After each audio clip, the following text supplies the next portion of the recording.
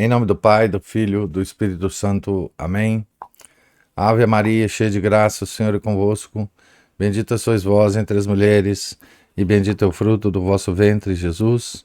Santa Maria, Mãe de Deus, rogai por nós, pecadores, agora e na hora de nossa morte. Amém.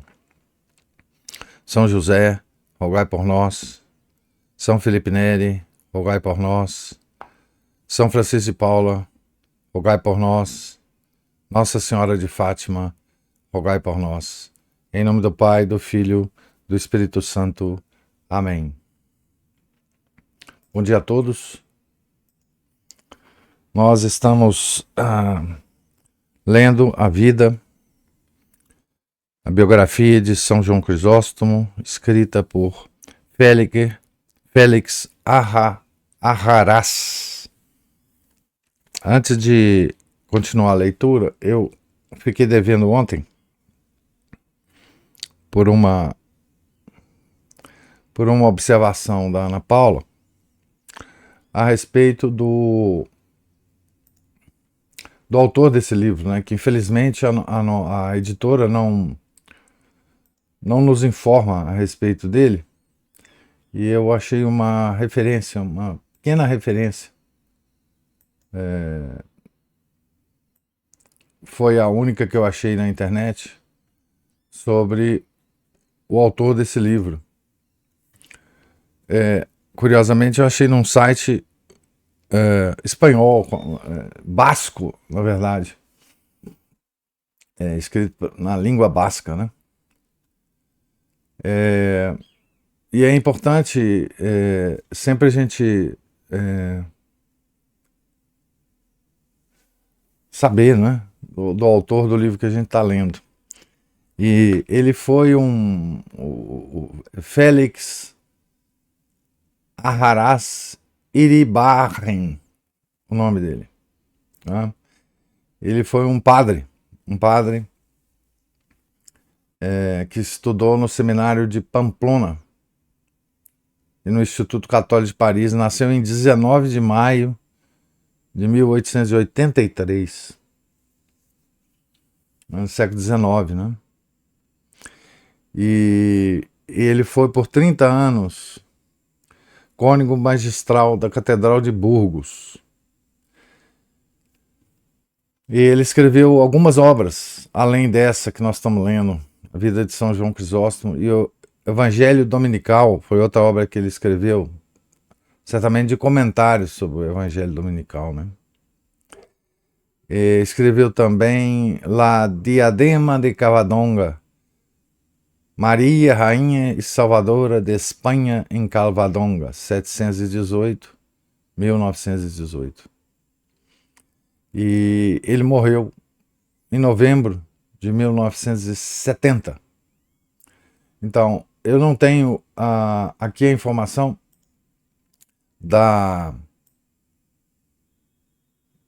do ano em que foi escrito esse livro que nós estamos lendo. Mas eu imagino que esse livro tenha sido escrito na década de 30, 40, do século passado. Infelizmente, nós não temos nenhuma informação, né, do tradutor do livro, né? Eu imagino... Não, sim, tem, do tradutor tem. Foi o Henrique Elfs, né, que é um grande tradutor da Quadrante, muito bom tradutor esse Henrique Elfs, um intelectual importante, né? E aí está a informação que eu já deveria ter dado ontem, quando a gente iniciou a leitura desse livro, né? Então está aí. Foi um padre, né? Padre Félix Arrarás, espanhol, né? Tá certo? Então, agora, continuando a leitura, eu queria me desculpar, porque eu devia ter feito o dever de casa e falado para vocês isso ontem. E agradecer a Ana Paula de me lembrar para falar sobre o autor, né? Então, aqui nós estamos na vida de São João Crisóstomo e o autor está aqui para nos descrever uma das perseguições religiosas, né, que aconteceram, as várias perseguições religiosas. Aqui, às vezes aconteciam perseguições religiosas na igreja oriental, não acontecia na ocidental. Às vezes a perseguição era na ocidental e não na oriental. E aqui ele vai descrever uma na oriental, igreja oriental, onde estava São João Crisóstomo, em Antioquia, né? Então, em fins de julho de 362, o imperador Flávio Cláudio Juliano, conhecido como Juliano o Apóstata, estabeleceu-se em Antioquia, de onde pretendia dirigir a sua campanha contra os persas. Orgulhoso de suas vitórias militares, obtidas graças aos seus inegáveis dotes de guerreiro e de estadista, e mais orgulhoso ainda do seu renome como filósofo e literato, o imperador empreendia então, na flor dos seus 30 anos, uma viagem triunfal através dos seus domínios. Obcecava-o, porém, a ideia de acabar com o cristianismo. Seja dito, em sua defesa, que não faltavam circunstâncias atenuantes para essa atitude. Educado no ambiente da corte romana, repleto de intrigas, em que os interesses políticos se misturavam estreitamente com os religiosos, tivera de presenciar, aos 6 anos, o assassinato de seus pais e parentes mais próximos. O massacre fora ordenado nada menos que pelo seu tio, o imperador Constâncio, simpatizante da heresia ariana. Constâncio foi ariano, né? Inclusive protegeu muitos bispos arianos, enfim. O imperador carniceiro, auto-erigido em protetor, entre aspas, do jovem príncipe, confiara-o a seguir ao bispo ariano Eusébio de Nicomédia, e mais tarde desterrara-o para um convento na Capadócia, abre aspas, a fim de que lá recebesse formação cristã, fecha aspas. Capadócia era uma coisa muito longe, né? Espírito inteligente e introspectivo, mas com tendência para a melancolia, Juliano acabou por confundir, no mesmo rancor, os seus protetores, entre aspas, e a doutrina que professavam, e decidiu passar à posteridade com a auréola de restaurar do paganismo, lançando por terra as instituições cristãs criadas pelos Constantinos, de cuja dinastia era o último representante. Então aqui nós já estamos depois do Edito de Constantino, né, depois do Concílio de Nicéia, né? Nós estamos 40 anos do Concílio de Nicéia aqui, né? João, o nosso grande São João Crisóstomo, tinha nessa altura entre 15 e 18 anos. 20 anos mais tarde, em algumas das suas homilias, traçaria de Juliano um retrato em água forte, e certamente não viria a contribuir para aumentar a glória do retratado.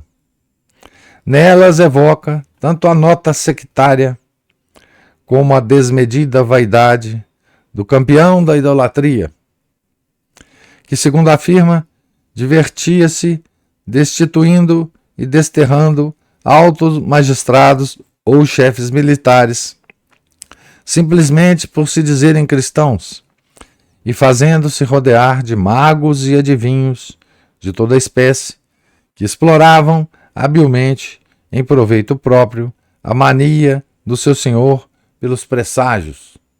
Então, gostava de cartomante, né?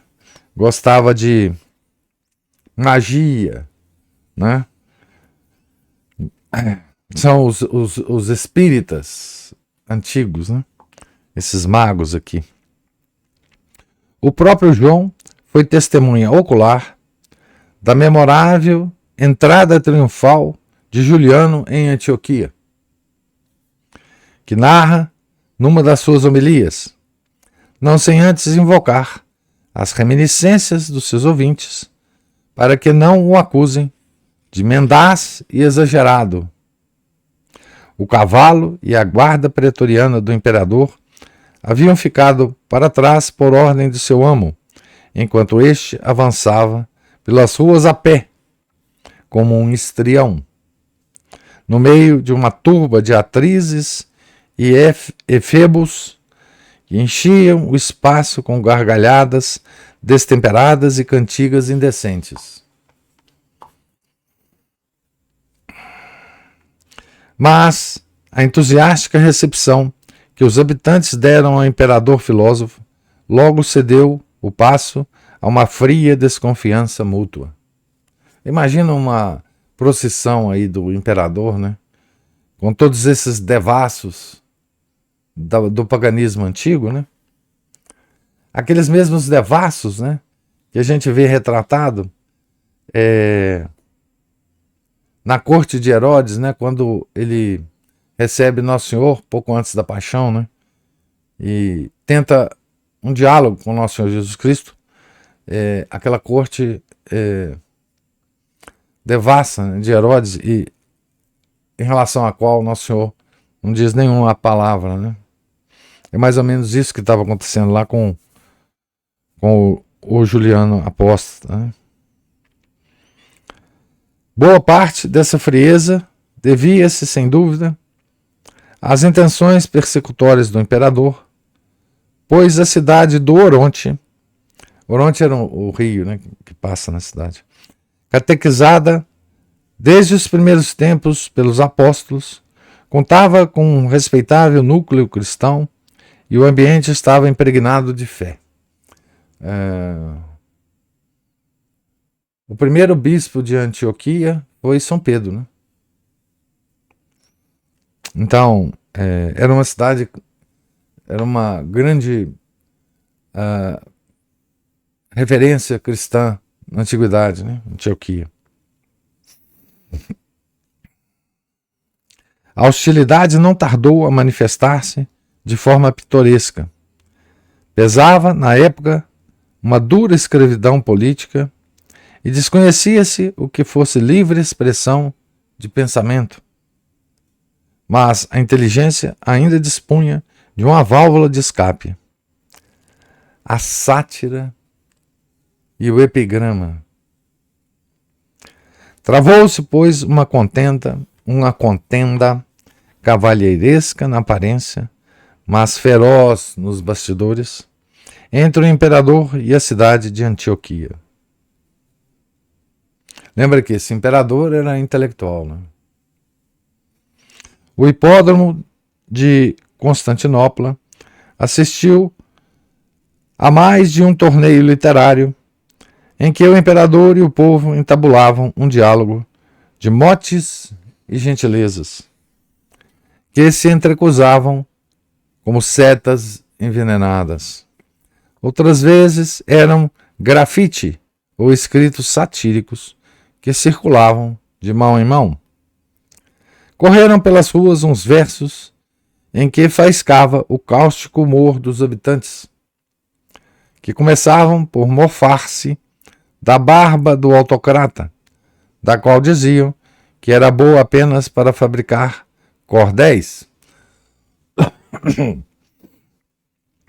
Juliano serviu-se do ataque para compor uma peça satírica intitulada Misopogon,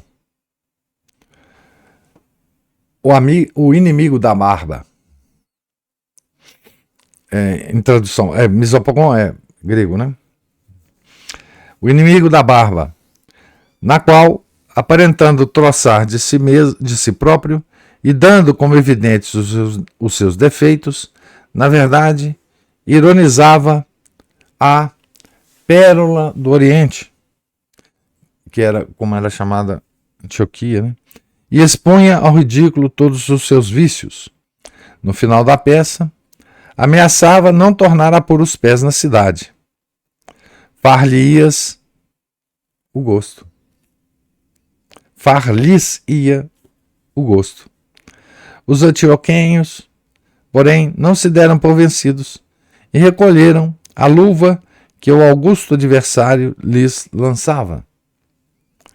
Recaiu sobre ele uma verdadeira chuva de ditos jocosos, que punham na berlinda o seu aspecto de macaco, a sua barba de bode, os ombros estreitos que, segundo diziam, o imperador se esforçava continuamente por alargar, estufando o peito, e o seu andar pouco garboso, em longas pernadas.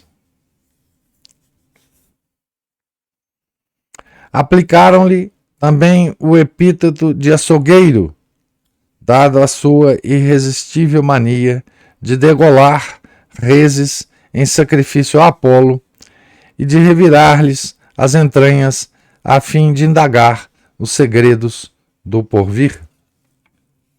Uma das técnicas na época dos magos, né, era essa coisa de examinar as entranhas dos animais, né? E através dos sinais dessas entranhas, eles então faziam os prognósticos deles, né? Uma espécie de tarô, mas com tripa de animais, né? Enganar-se-ia, porém, quem deduzisse do que acabamos de ver, que a permanência de Juliano na cidade só teve resultados cômicos ou festivos.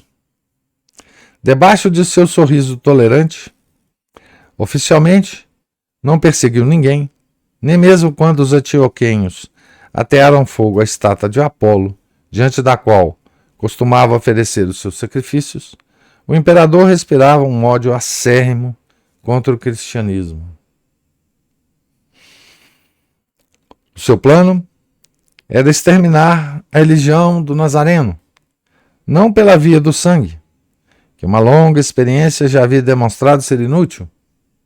Nós já, nessa data, né, nós já tínhamos sofrido o que os historiadores chamam de as grandes perseguições, né?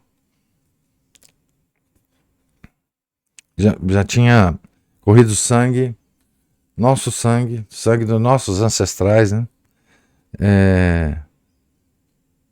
Por todo o Império Romano, né? E não adiantava, né? Quer dizer, o cristianismo ainda estava lá, né? Então, o Juliano não queria exterminar, né?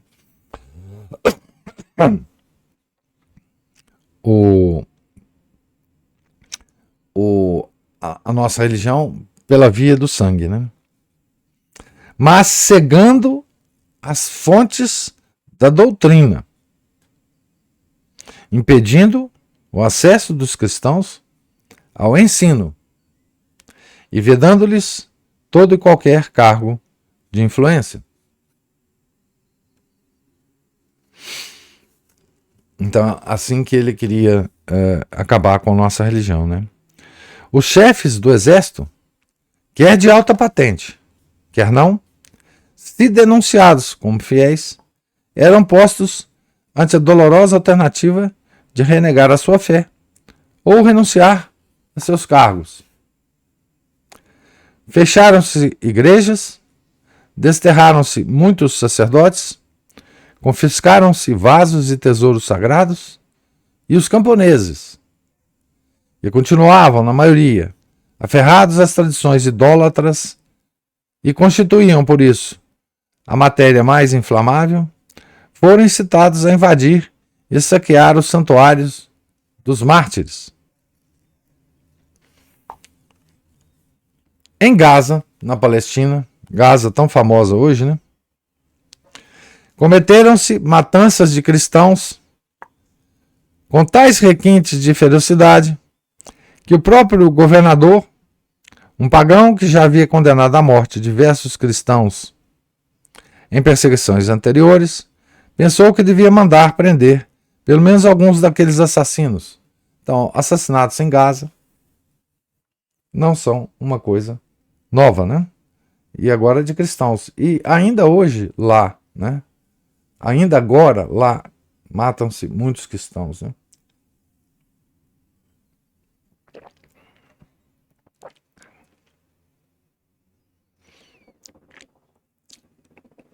Foi motivo mais do que suficiente para que Juliano os destituísse do cargo,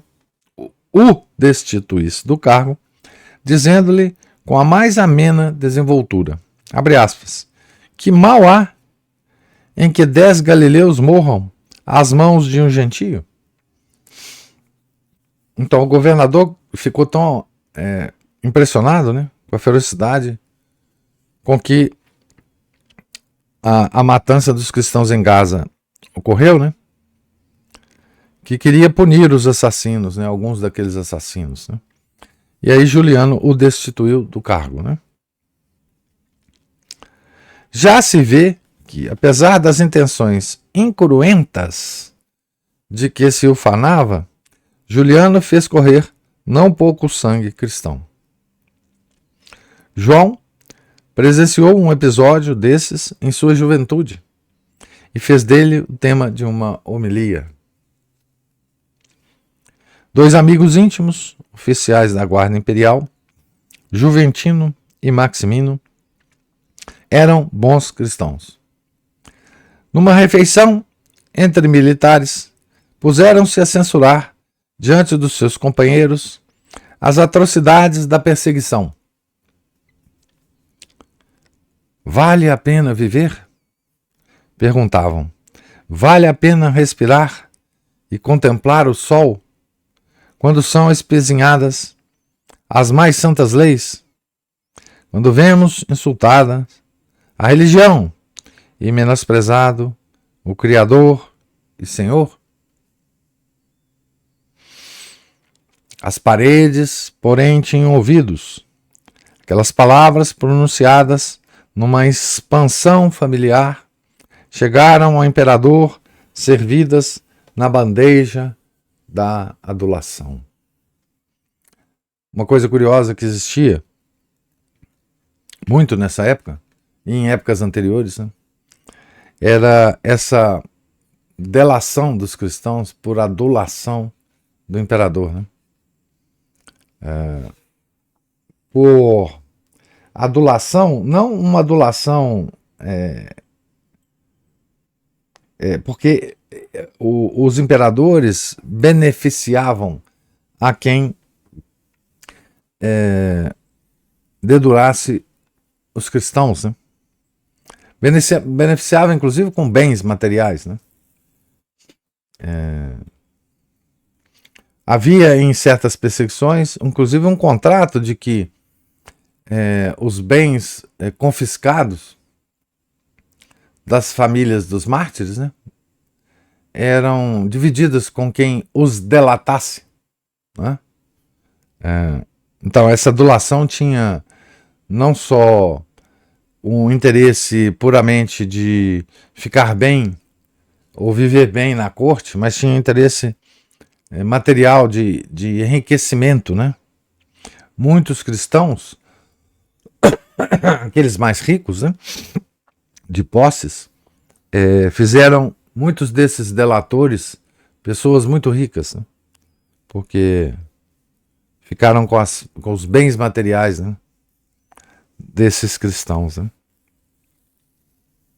Então, essa conversa ouvida num refeitório militar, né, foi oferecido então na bandeja da adulação ao Juliano, né?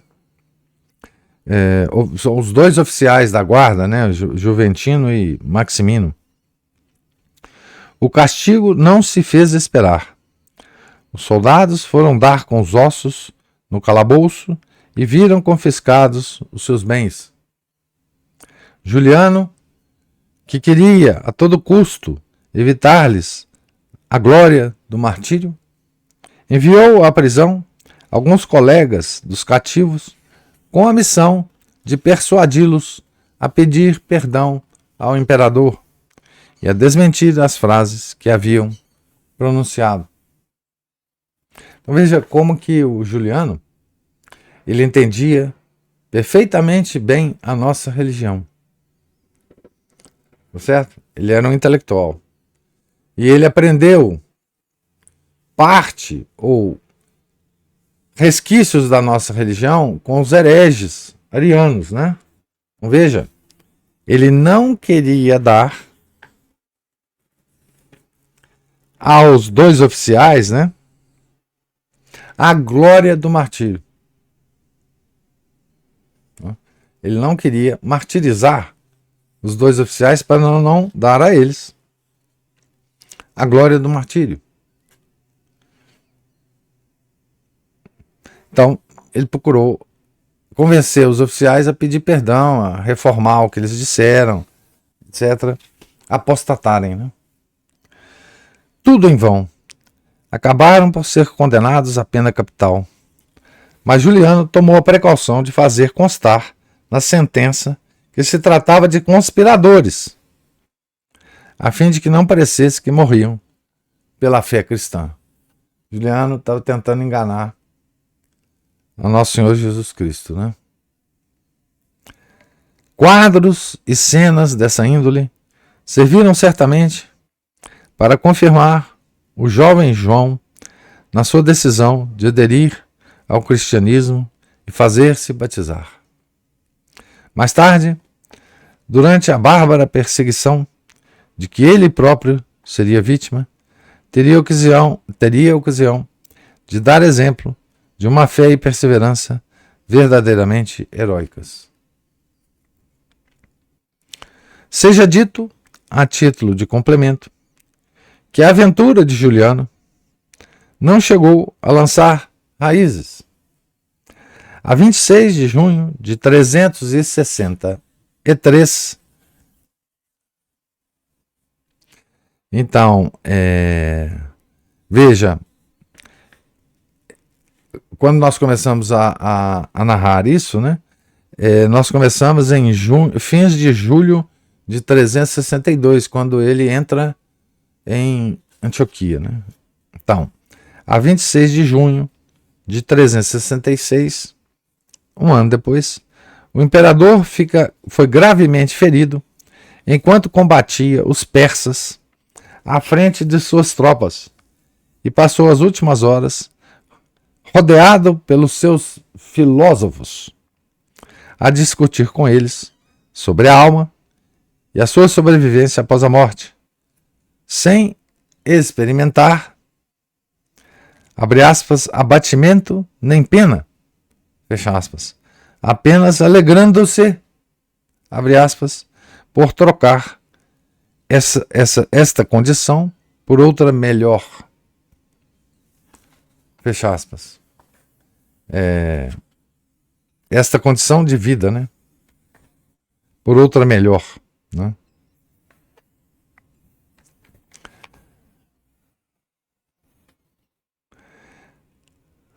Aqui tem algumas notas de final de livro. Eu detesto notas de final de livro. Eu não sei por que não se põe notas de pé de página.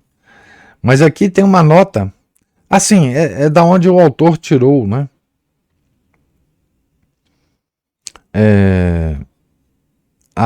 Essa referência aqui, né? Apenas o livro, ele refere aqui ao livro, ou a homilia de São João Crisóstomo, ou a referência que ele tira está no final do livro, na página 221, aqui na edição que eu tenho, na terceira edição, tá certo? Não deixa de haver certa nobreza estoica em semelhante morte, mas foi tão vã como a sua tentativa de opor-se aos desígnios da providência. apesar de provavelmente não serem históricas. As palavras de alguns autores cristãos puseram na sua boca, nessa hora suprema, as seguintes palavras, né? Venceste Galileu, na hora da morte dele, né? O autor aqui, o padre Félix, né, acha que há dúvidas históricas a respeito dessa expressão que teria saído da boca de Juliano Apóstolo, né? Então, lendo aqui de novo, apesar de provavelmente não serem históricas, as palavras que alguns autores cristãos puseram na sua boca nessa hora suprema, venceste Galileu, retratam muito bem o que os contemporâneos sentiram diante desses acontecimentos. Poucos dias depois da sua derrocada, os pagãos acotovelavam-se por todo o império às portas das igrejas, pedindo para receber o batismo. Então, eis aí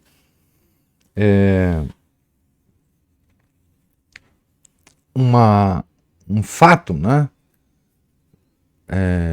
Ocorrido ainda na adolescência de João, que ele presenciou, né? Que ele viveu essa estada de Juliano em Antioquia, e depois da sua morte, né? Esses espetáculos, né, de sátira a respeito de Juliano respondendo, né? Enfim, tudo isso, né? O nosso biografado viveu, né? E é interessante essa história para nos dar uma ideia de como é que era a vida e as reações dos cristãos na antiguidade, né? Nós estamos aqui falando dos cristãos orientais, né? Os cristãos orientais, o povo oriental tem uma índole diferente do ocidental, né? Nós vamos ver aqui, inclusive, em alguma situação aqui, o próprio padre Félix vai chamar atenção para isso, né? O povo oriental é mais, digamos assim, apaixonado, reage mais com emoção aos acontecimentos, né? Enfim, eles têm uma índole diferente. Então,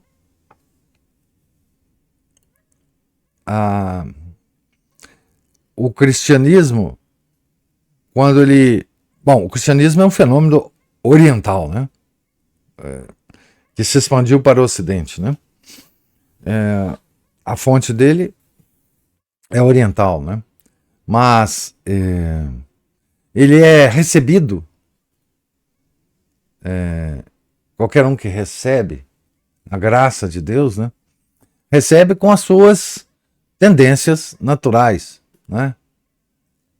E isso dá um colorido muito especial ao cristianismo oriental em relação ao cristianismo ocidental, né? Todo mundo que lê um pouco sobre as devoções, né? A forma de... até o rito oriental, né? Rito católico oriental, né? Ele é mais... Ele é diferente do rito romano, né? Que é o rito que nós assistimos aqui, né? Estou dizendo o rito tradicional, né, gente? Não estou dizendo a missa nova de Paulo VI. Estou dizendo que os ritos orientais, quem já assistiu um rito oriental, percebe que o oriental é diferente, né? O próprio rito é diferente, né? O- aqui tem aqui em Belo Horizonte tem um rito oriental que não foi reformado, que ainda é o tradicional, que é o rito, não é o maronita, é o rito siríaco, isso, que é muito bonito, né? Muito belo. A igreja tem vários ritos, né? Tem o meu filho também, né? O Melquita, eu não sei, eu acho que já é reformado. Depois do Ah, Concílio Vaticano II, mas o siríaco não. E é uma beleza, né? A língua é uma beleza, ver. Inclusive, a consagração é feita em aramaico, enfim, uma coisa muito bonita, né? A gente vê os ritos orientais, né? E as devoções orientais são diferentes, né? A, a, a devoção à Nossa Senhora é uma coisa extraordinária no Oriente, né? Enfim, então aqui nós estamos vivendo a Igreja do Oriente, né? Com São João Crisóstomo, né? Que são grandes figuras da igreja, né? Grandes doutores da igreja, doutores padres do padres gregos, né? Que escreviam em grego, mas é uma beleza incrível. Nós vamos ver ao longo do livro. Mas vou parar de falar para dar a oportunidade para vocês, se tiverem alguma observação, por favor.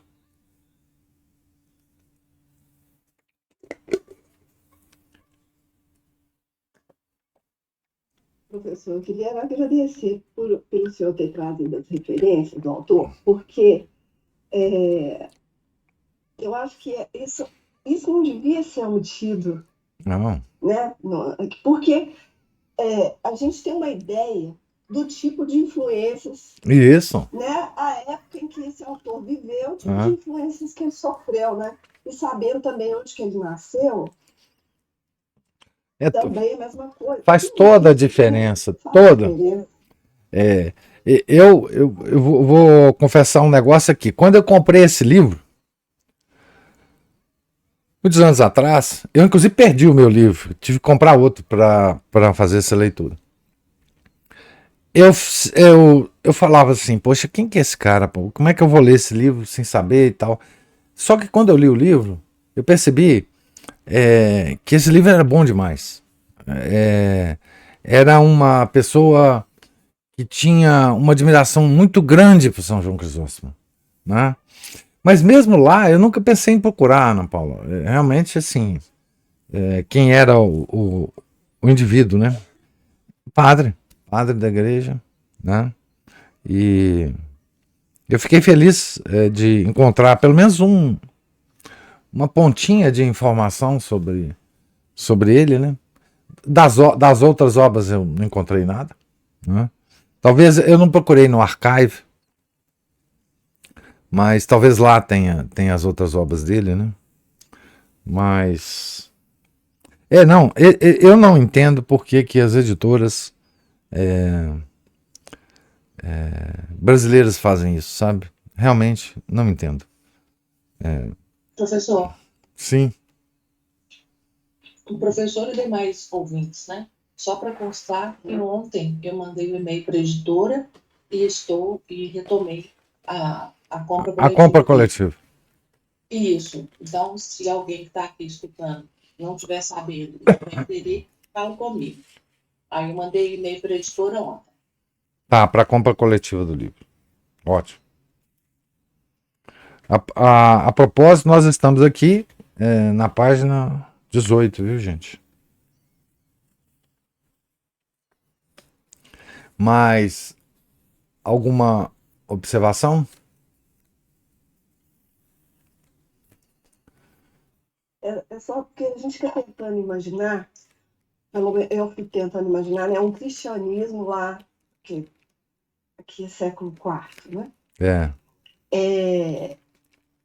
No início, porque hoje a gente tem, você está falando aí, voltando às referências do livro, eu não sei se na época que o senhor comprou o primeiro livro e o leu, se havia a facilidade de pesquisa na internet que há hoje. Não, havia tem uns 7 anos, 6 anos. Mas aí a gente pensa que hoje a gente conhece, a gente já teve acesso a muita informação, né, sobre como que foi a história da igreja, como que foi lá no início e tal. E pensar que na expansão dessa fé territorialmente, iniciada com tão poucos homens, em que não havia, né, meios de comunicação como os que há hoje, não é difícil. Nem de organizar as coisas, Né? Não é. Assim, você imagina assim, como é que as cartas de Paulo viajavam pelas igrejas, né? Alguém precisava copiar a carta para levar de um lugar ao outro, né?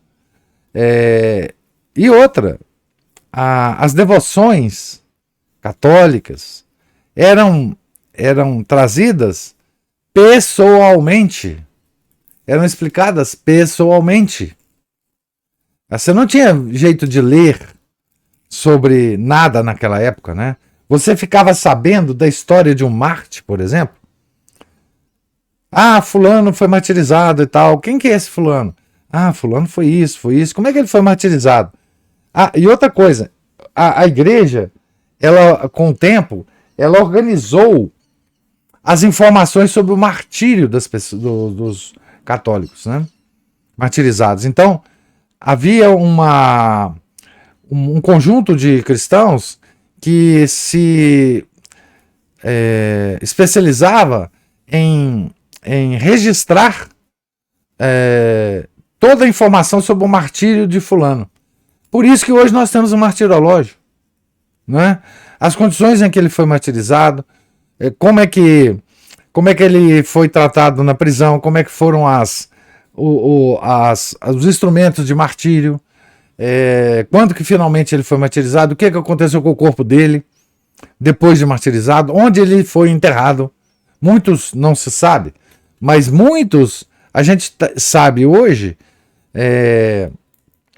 por causa dessa organização da igreja primitiva nas perseguições. Quando havia uma perseguição, toda a comunidade dos católicos não só se preparavam para o martírio, né, porque ninguém estava salvo, mas também se preparava para registrar os martírios. Quem estava lá, quantos estavam, como é que ia ser a forma de martírio, ia ser jogado nos leões, ia ser queimado, ia ser as virgens, como é que iam se comportar, onde que elas estavam. Eles tinham essa rede de comunicações, inclusive com espiões dentro das prisões, etc. E eles registravam isso. Então, a quantidade de informação que nós temos hoje, embora muitas faltantes, elas só nós temos hoje essas informações por causa das atas dos martírios, que eram preparadas por esse pessoal. Anônimo. Muitos deles preparavam as atas dos martírios. Depois, alguém preparava a ata do martírio do cara, né, porque era uma sequência de martírios. Né? Então, eu sugeri aqui ontem 2 livros, e num deles, inclusive no livro do Cardeal Wiseman, a Fabíola, a Igreja das Catacumbas, ele conta essas histórias mesmo, da preparação que os cristãos faziam quando vinha uma onda de perseguição e de matança. Né? Então cada um se especializava em alguma coisa e eles começaram a trabalhar nas catacumbas, etc., para registro dessas informações. É uma história lindíssima, belíssima, né?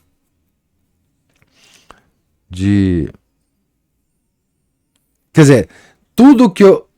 Porque o martírio já é uma coisa belíssima, né? Você vê alguém escolher Cristo e a despeito do mundo, né? Mas tudo que ocorria no entorno do martírio também é uma coisa extraordinária. Extraordinária, né?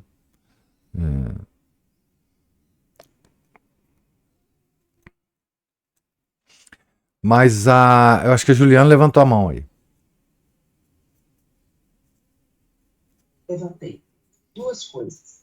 A primeira é que, enquanto o senhor lia, e juntamente com esses comentários, a gente tem o hábito, né, de achar que o Brasil está na vanguarda de tudo quanto é coisa ruim que existe. Porque o Brasil é assim, esse jeitinho brasileiro, não sei o que, não sei o que lá. Só que o Brasil, ele quando a gente ouve, né, esses relatos, veja, enriquecimento ilícito, lá no ano 3 ou 4, né, 13, O cristão vender um cristão por martírio era um bom negócio. exatamente. Era um bom negócio. Aí, olha só, não estamos sozinhos, não estamos na vanguarda dos piores crimes e das piores atrocidades que existentes, né? Então, senta ali. A segunda coisa, eu acho que eu esqueci. Peraí. A segunda coisa, eu esqueci. Mas tinha uma terceira também. A terceira é esse livro, A Fabíola. Pensa nesse aí, pra gente ler junto, professor. Fazer um clube de leitura. Pois é, esse livro é um romance, né? Romance é muito difícil de você, enfim. Te ler junto? Porque é uma cadência diferente, né? Mas ele é belíssimo. Eu estou sugerindo para vocês adquirirem, porque assim, esse livro deve ter em domínio público, tá? Eu tô me referindo à edição que eu tenho aqui da editora do CDB, tá? Mas essa mesmo texto aqui, porque esse texto é de uma tradução antiga. Esse mesmo texto aqui deve ter por aí em PDF, tá? Em algum momento vocês podem procurar aí na internet que deve ter o texto em português. Sim, o texto original tem em todos os lugares se vocês quiserem, mas está em inglês. Porque o Cadel Weisman é do século XIX. Esse livro já foi publicado por várias editoras e é publicado atualmente por várias editoras na língua inglesa. Mas essa edição, esse texto do português, é um texto antigo, então muito provavelmente vocês vão encontrar ele em PDF por aí. Eu imagino. Porque. O segundo tema que eu ia comentar. Sim, fala aí. Ontem leu para mim um texto do livro deles de história e o relato dos combates no Coliseu. O Coliseu foi criado para divertir os romanos e tudo mais, e era uma arena de atrocidades impensáveis. Então, que as pessoas gostavam daquelas coisas terríveis. Não precisava só o urso engolir o leão destroçar um bicho. Não, aquilo era pouco. Tinha que ter mais sangue.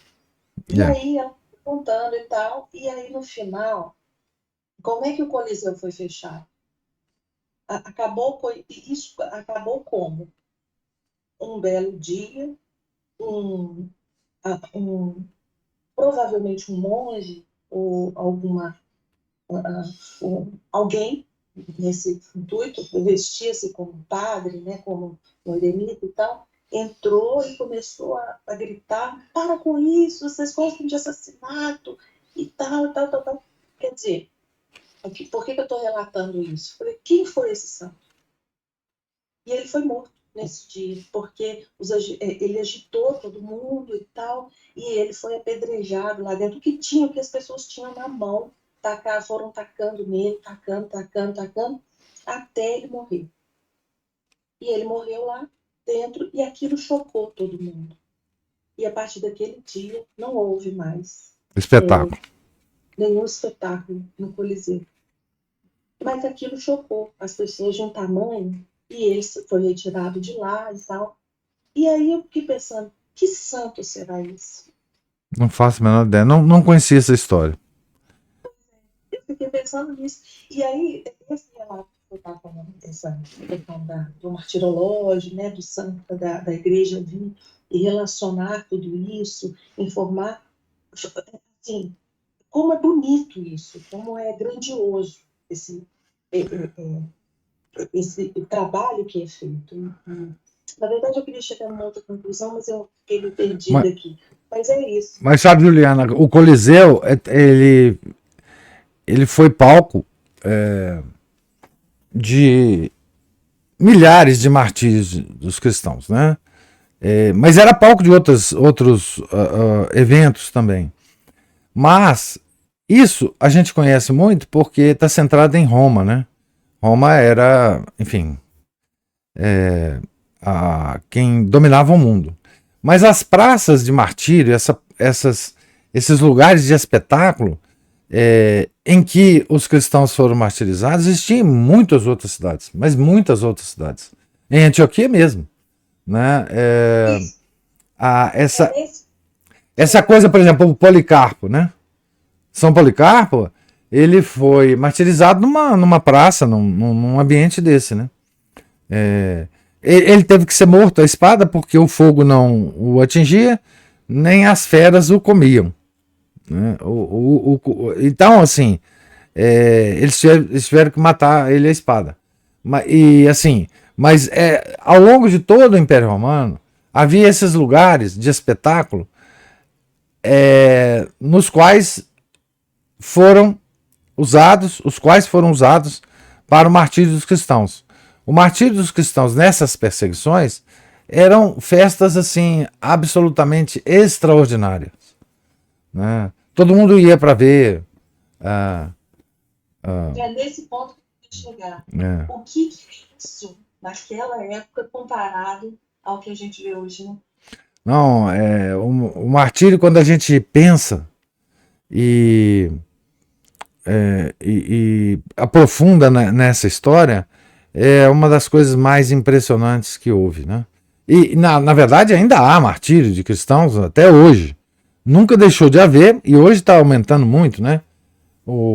Os países comunistas e muçulmanos promovem diariamente martírio de cristão nas suas esferas de poder, né? Então não esqueçamos disso. Né? Mas a Ana Paula ou o Márcio também está com a mão levantada aí.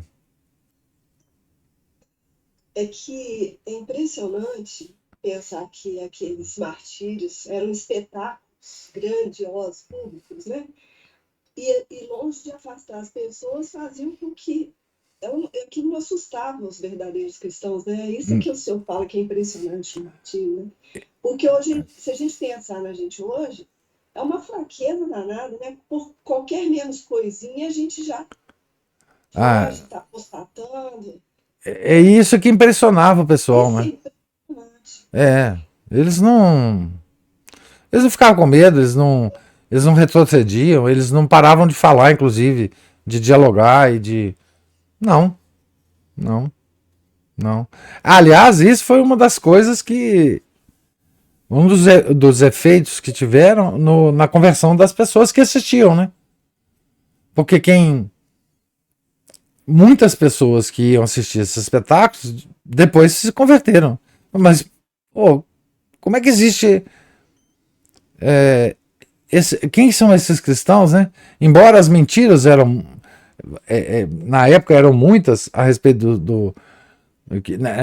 dos cristãos, né? Que nós comíamos criancinha, nós tínhamos nas catacumbas, a gente sacrificava a criancinha em todo o nosso ritual, nós adorávamos uma cabeça de burro, nós pretendíamos derrubar o império, nós pretendíamos acabar com toda a memória dos imperadores romanos. Então, há um rol de mentiras que eles espalhavam, né? Sobre nós, que nós teríamos posto fogo em Roma, como Nero espalhou na época. Mas quando o pessoal, com essas mentiras todas na cabeça, viam os cristãos, a sua força, a sua coragem, o seu desprendimento de enfrentar o martírio, eles começavam a falar, olha, pera ali, vamos ver, vamos rever essas coisas que estão falando dos cristãos. E aí se aproximavam dos cristãos. E aí se convertiam. Era assim o modo. Era assim o modo de conversão, né? E por isso que diziam na época, né? Sangue dos mártires, semente de cristãos. Simplesmente daí que veio assim, essa expressão.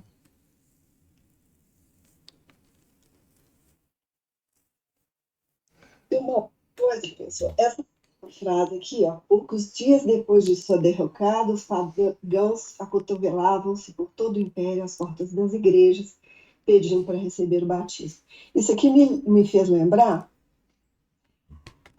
se não me engano, se não me falha a memória, um livro do Robert Benson, em que ele relata a própria conversão e que ele ficou assim, eu não sei se é ele ou o Padre Filho, mas eu acho que é o Benson, que ele ficou impressionado de saber que na Sagrada Eucaristia há corpo, sangue, alma e divindade do Nosso Senhor. Então ele ficou imaginando que haveria na porta das igrejas uma fila enorme para estar diante da presença. Foi o Robert Benson. Foi Benson? E qual não foi a surpresa dele? Quando não, né? Então isso me fez lembrar dessa história. Exatamente, quer dizer, e o povo antigo, eles podiam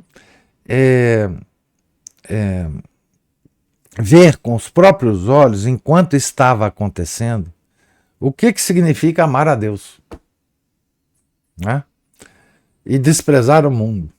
Porque o que se pedia do cristão antigo para não ser martirizado era muito pouco. O que se pedia? Para que esse cristão sacrificasse aos deuses. O que significa isso?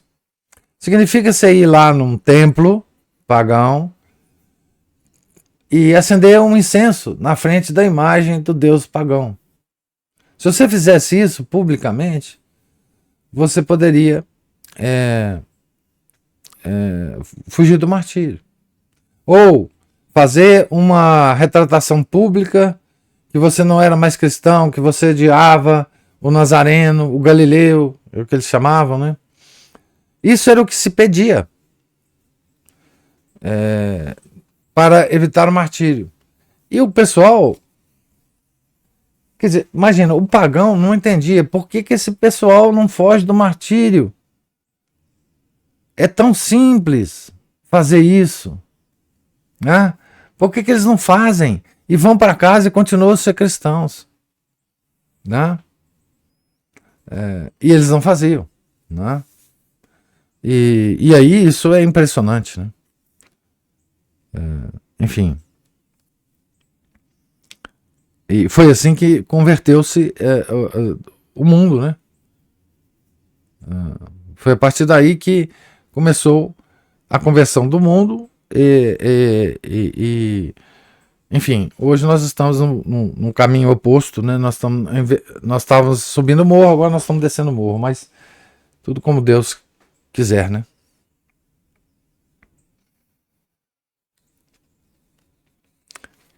O que aconteceu conosco, né, professor?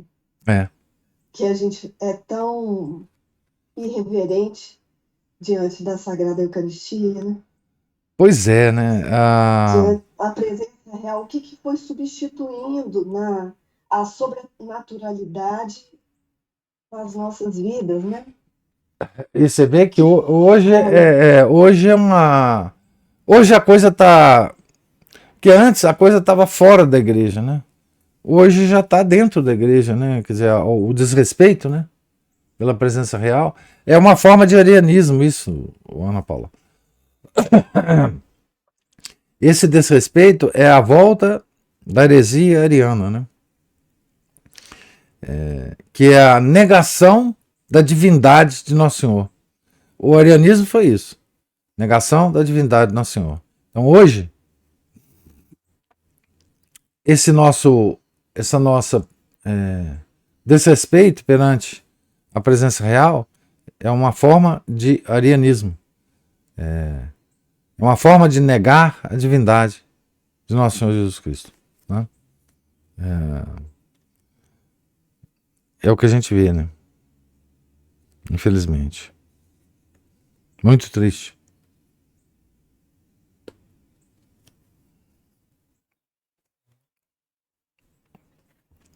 Mais alguma observação? Então, Deus lhes pague a presença, paciência, os comentários e observações. Tenham todos um santo dia e fiquem com Deus. Em nome do Pai, do Filho e do Espírito Santo. Amém. Ave Maria, cheia de graça, o Senhor é convosco. Bendita sois vós entre as mulheres, e bendito é o fruto do vosso ventre, Jesus. Santa Maria, Mãe de Deus, rogai por nós, pecadores, agora e na hora de nossa morte. Amém. São José, rogai por nós. São Felipe Neri, rogai por nós. São Francisco de Paula, rogai por nós. Nossa Senhora de Fátima, rogai por nós. Em nome do Pai, do Filho, do Espírito Santo. Amém.